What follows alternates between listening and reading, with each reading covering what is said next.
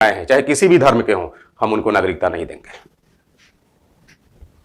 जबकि ये तो 31 दिसंबर 2014 तक आए हुए लोगों को दे रहा है। तो बताइए कितना बड़ा, ये तो कोई मतलब नहीं रह जाएगा ना असम समझौते का। तो इसलिए असम में ज्यादा विरोध हो रहा है इसका, समझ रहे हैं।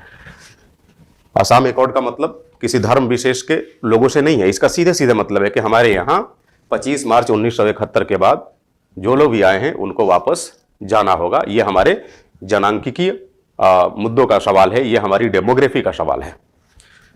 2019 का नागरिकता कानून कहीं ना कहीं उनके इस डेमोग्राफिक अवधारणा को चुनौती दे रहा है, इसलिए वहां सबसे ज्यादा विरोध अगर है तो कहीं वो असम में है। ठीक है, अब असम की बात आई तो एनआरसी पे भी बात कर लेते हैं, फिर चर्चा को आगे बढ़ाएंगे।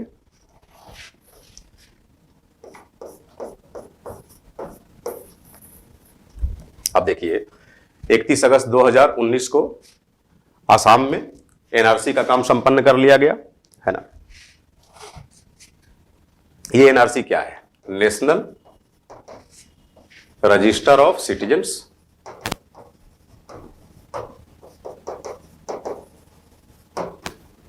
देखिए 1951 की जो जनगणना थी, ये एनआरसी कोई एलियन नहीं है, हमारे यहां इसकी परंपरा रही है। आपको मालूम है हर 10 वर्षों के अंतराल पे हमारे यहां जनगणना होती है, जिसको हम अंग्रेजी में सेंसस कहते हैं, हिंदी में जनगणना कहते हैं। जैसे अभी 2021 में जनगणना होनी है, इसके पहले 2011 में हुई थी। तो 1951 की जनगणना के साथ पूरे हिंदुस्तान में एनआरसी फॉलो की गई थी। समझ रहे मेरी बात? ऑल ओवर इंडिया में, ऑल ओवर इंडिया में फॉलो की गई थी। लेकिन 1951 के बाद पहली बार 2019 में हिंदुस्तान का इकलौता राज्य असम है जहां एनआरसी फॉलो की गई, अन्य राज्यों में नहीं, केवल असम में। समझ रहे मेरी बात? अब चूंकि अक्सर देखा होगा आपने गृह मंत्री महोदय संसद के पटल पे लोकसभा या राज्यसभा में अक्सर कहते दिखते हैं कि असम में एनआरसी हो गई, अब और राज्यों में भी होगी, और ये कहा जा रहा है कि एनपीआर एनआरसी की बुनियाद बनेगा। एनीवे, बात करेंगे उस पे। अब ये जो एनआरसी हुई असम में, आपको मालूम है कि लगभग 19 लाख लोग इस रजिस्टर में नहीं आए, और इस 19 लाख में आपको बताऊं 5 से 6 लाख लोग नॉन मुस्लिम्स हैं, जो मुस्लिम समुदाय से नहीं है। अब नॉन मुस्लिम का मतलब क्या हुआ? हिंदू, सिख, जिनका मैं बार बार नाम ले रहा हूं, 6 समुदाय के लोग। अब जरा सोचो, एनआरसी में वही लोग बाहर हुए हैं, अगर कुछ अनियमितताओं को छोड़ दिया जाए, जिनके पास वैध दस्तावेज नहीं है। ठीक है, अब चलो अगर हम मान लेते हैं थोड़ी देर के लिए कि 5 से 6 लाख मान लीजिए नॉन मुस्लिम हो गए, और कितने बचे? 12 से 13 लाख, है ना, या 13 से 14 लाख कह लीजिए, 13 से 14 लाख मुस्लिम है। ठीक, क्यों सीए 2019 की आलोचना हो रही है? देख लो इस बात। जो नॉन मुस्लिम है उनके पास दस्तावेज वैध हो अवैध हो कोई मतलब नहीं, उन्हें तो नागरिकता मिल जाएगी। कैसे मिल जाएगी? एनआरसी में नाम नहीं आया, that is okay, no problem. NRC में नाम नहीं आया तो उनके लिए अच्छा है, वो घोषित हो गए कि अवैध हैं, और उनके साथ मजबूती यह है कि दिए गए 6 समुदायों में से है, और 6 समुदायों को भारत की सरकार नागरिकता बांट ही रही है। तो एनआरसी से भले ये बेदखल हो गए, लेकिन ये बेदखल रहेंगे नहीं। इनको क्या किया जाएगा? ये 5 से 6 लाख जो नॉन मुस्लिम से, इनको सीएए, जैसा कि आप समझ पाए, सीएए 2019 के प्रावधान, सीएए इन्हें नागरिकता आसानी से दे देगा, क्योंकि इनके वैध अवैध का कोई निर्धारण ही नहीं होना है, ये नागरिक बन जाएंगे। दूसरी बात, ये जो 13 से 14 लाख मुस्लिम हैं, इनमें से तमाम तो वो लोग भी हैं जो भारत के नागरिक हैं, कोई इफपट नहीं है, फिर भी वो प्रशासनिक अनियमितता की वजह से, तो प्रशासनिक अनियमितता की वजह से तो ये भी बाहर हुए हैं। जो नॉन मुस्लिम है वो भी बाहर हुए हैं, तो नॉन मुस्लिमों को एक कवच मिल जाता है कि चलो भाई, तुम अगर बाहर हो गए हो अनियमितता की वजह से ही, तो भी कोई बात नहीं, तुम झूठ बोल दो, मान लो कि ये झूठ ही सच है। भाई अगर कोई मान लो हिंदू एनआरसी से बाहर हो गया और वो आवाज उठा रहा है कि मैं प्रशासनिक हिला हवाली की वजह से बाहर हुआ हूं, मेरे पास सारे वैध दस्तावेज थे लेकिन गलतियों की वजह से एनआरसी में नाम नहीं आया, ये गलती मेरी नहीं है बल्कि प्रशासन की तरफ से गलती की गई है, तो सरकार क्या कहती है? चुप लगा जाओ। इसी को कहते हैं लॉ विथ लाई। ये कानून झूठ को सच साबित करने का प्रयास कर रहा है। आप एनआरसी से बाहर हो गए, आप हिंदू हैं, सिख हैं, जैन हैं, ईसाई हैं, पारसी हैं, डोंट वरी। क्यों तुम कहते हो कि प्रशासनिक गड़बड़ी की वजह से हम बाहर हुए हैं, हम तो भारत के नागरिक हैं? क्या बोलने की जरूरत है भारत का नागरिक? तुम बोलो कि नागरिक नहीं है, हम तुमको सीए 2019 के माध्यम से नागरिकता दे रहे हैं। तो ये कहीं ना कहीं कानून का मखौल है, संविधान का मखौल है। दूसरी तरफ ये जो 13 से 14 लाख मुस्लिम हैं, इनमें से भी तमाम लोग अनियमितता की वजह से बाहर हुए हैं, तो इनको तो इसका दंश झेलना पड़ेगा। ये किससे कहेंगे कि ठीक है जी हम तो भारत के नागरिक नहीं है, कोई बात नहीं, क्योंकि इनको तो कोई नागरिकता मिल नहीं रही है, 2019 इन्हें कोई मदद दे नहीं रहा है। एक समस्या ये हो गई। दूसरी समस्या, अगर सही में भी ये बाहर गए हैं तो भाई इनको तो वैसे ही बाइकआउट कर दिया गया है यहां कि ये मुस्लिम कम्युनिटी के लिए नहीं है, तो ये तो अब नागरिक रहेंगे ही नहीं, जाहिर सी बात है। अब इनके ऊपर कौन सा कानून लगेगा? विदेशी कानून लगेगा, फॉरेनर्स एक्ट लगेगा। और फॉरेनर्स एक्ट के माध्यम से निसंदेह उसमें प्रावधान है कि आपको डिटेंशन सेंटर भेजा जाएगा। लोग भले ही कुछ कहें कि डिटेंशन सेंटर नहीं वगैरह वगैरह, और फॉरेनर एक्ट्स की धाराएं पढ़े, उसमें यह प्रावधान है कि कोई भी अवैध प्रवासी होगा उसको हम विदेशी के रूप में डील करेंगे, और सामान्य विदेशी नहीं बल्कि अवैध प्रवासी के रूप में। और अवैध प्रवासी को लेकर जो भी प्रावधान है हमारे यहाँ, दंडात्मक प्रावधान या कुछ भी हो, हम उनको उनके ऊपर लागू करेंगे। तो एक विरोध की वजह यह भी है। तो आपको नहीं लगता कि सीएए 2019 यहां पर भी डिस्क्रिमिनेशन पैदा कर रहा है ना? अब एनआरसी का कोई मतलब रहा क्या? एनआरसी इसीलिए किया गया था ना कि जो लोग उस रजिस्टर में नहीं आएंगे उनको बाहर कर दिया, बाहर कर दो, चाहे वो हिंदू हो, मुस्लिम हो, सिख हो, कुछ भी हो। अब यहां क्या हुआ? एनआरसी के माध्यम से इनकी स्क्रूटनी की गई। चलो थोड़ी खामियों की वजह से ही, खामियां तो खैर दूर कर ली जाएगी या संभावना है दूर हो जाएगी, बट जो सही में बाहर हैं उनमें से तो आप इन 5-6 लाख लोगों को तो फटाफट नागरिकता दे रहे हैं। तो फिर एनआरसी का मतलब क्या हुआ? आसाम में क्या जरूरत है एनआरसी कराने की? आप समझ रहे हैं ना मेरी बात, मैं क्या कहना चाह रहा हूं?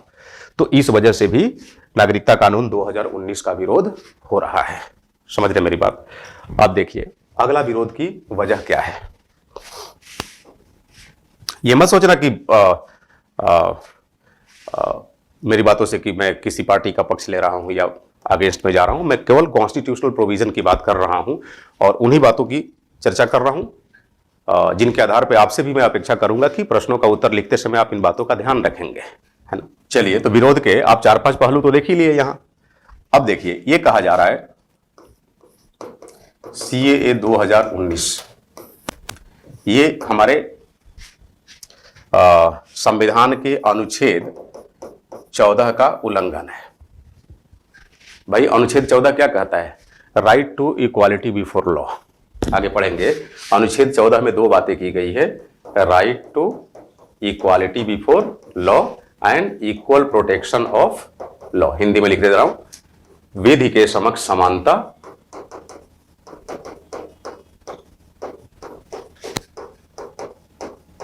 तथा विधियों की समान सुरक्षा, है ना?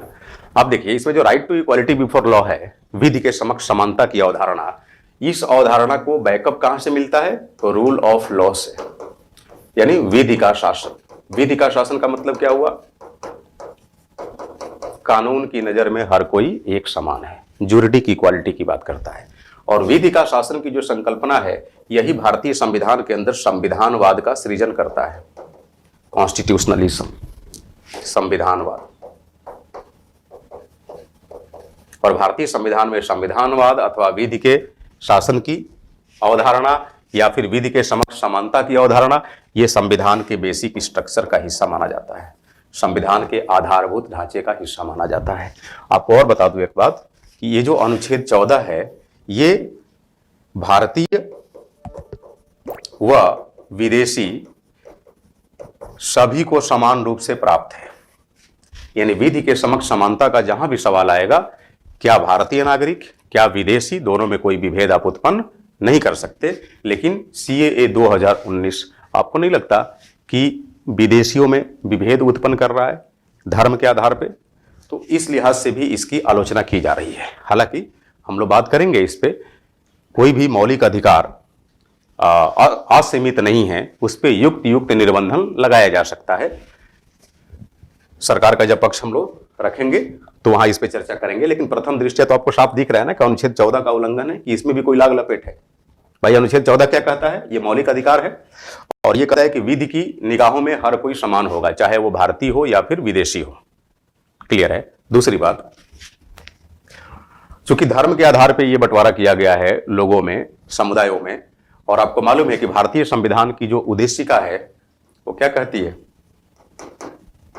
हम भारत के लोग भारत को संपूर्ण प्रभुत्व संपन्न, समाजवादी, पंथ निरपेक्ष, लोकतंत्रात्मक गणराज्य बनाने के लिए, we the people of India having solemnly resolved to constitute India into a sovereign, socialist, secular, democratic republic. तो देख रहे हो सेकुलर शब्द, तो कहीं ना कहीं ये जो उद्देशिका के अंदर निहित जो सेकुलर अवधारणा है, या फिर आप आ जाइए आर्टिकल 27 जो मौलिक अधिकार है, इसके तहत जो निहित सेकुलर अवधारणा है, कहीं ना कहीं अगर पहली निगाह में देखें तो ये उसका उल्लंघन करता है। और आपको मालूम होना चाहिए कि सेकुलरिज्म हो या फिर रूल ऑफ लॉ हो, विधि का शासन हो, या विधि के समक्ष समानता की अवधारणा, ये सब संविधान के आधारभूत ढांचे के हिस्से हैं।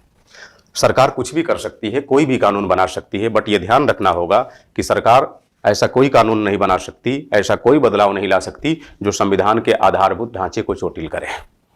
तो इस कानून के माध्यम से ऐसा प्रतीत होता है कि यह अनुच्छेद 14 तथा secular concept of our country, इन दोनों ही का उल्लंघन कर रहा है। लेकिन हम और आप जजमेंट देने वाले कौन होते हैं, इसे भविष्य की गर्भ में छोड़ देना चाहिए। ये भारत की अदालतें निर्धारित करेगी, माननीय सर्वोच्च न्यायालय के द्वारा इसका निर्धारण किया जाएगा कि क्या वास्तव में यह कानून संविधान के आधारभूत ढांचे को चुनौती दे रहा है। अगर दे रहा होगा तो निसंदेह इस कानून पे न्यायपालिका की चाबुक लटका दी जाएगी और इसे निरस्त कर दिया जाएगा। लेकिन अभी चूंकि ऐसा हुआ नहीं है, भविष्य की गर्भ में है, देखते हैं अदालत इस पे क्या निर्णय लेती है। ठीक, हमारा तो काम है इसके पक्ष और विपक्ष को जाहिर करना। अब आ जाइए थोड़ा इसके हम लोग अब दूसरे पहलू पर विचार करते हैं, जिस पहलू की बात